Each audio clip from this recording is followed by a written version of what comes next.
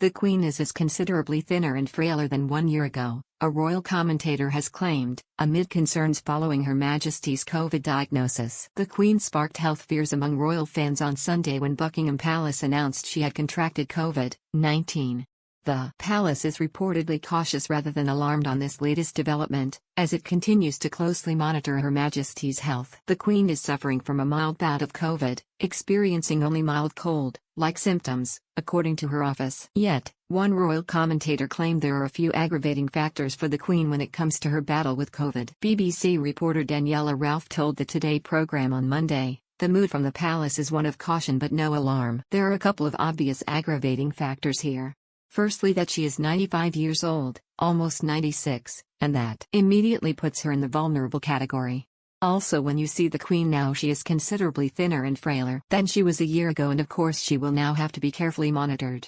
The Queen is understood to be triple jabbed against COVID, a measure which should protect her from hospitalization.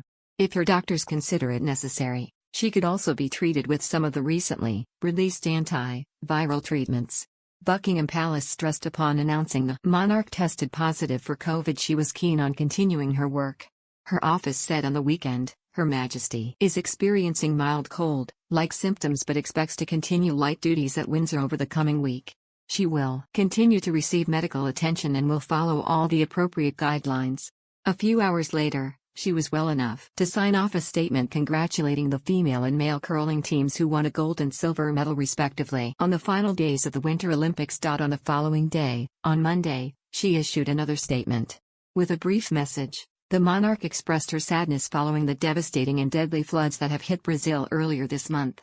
She wrote, "I am deeply saddened to hear of the tragic loss of life and destruction caused by the terrible floods in Brazil.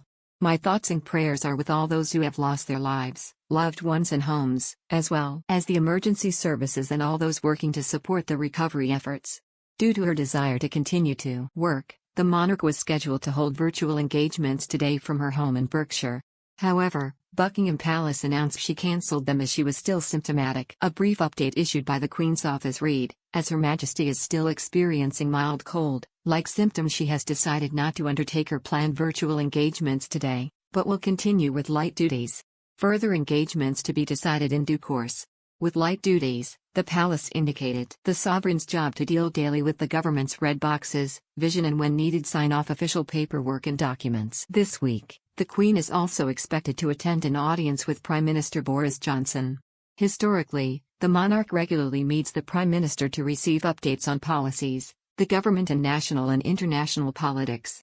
Since the beginning of the pandemic, these meetings, normally on Wednesdays, were undertaken mostly over the phone. If she is to speak to Mr. Johnson tomorrow, the Queen will likely hear from him about his live with COVID plans as well as the ongoing crisis in Ukraine.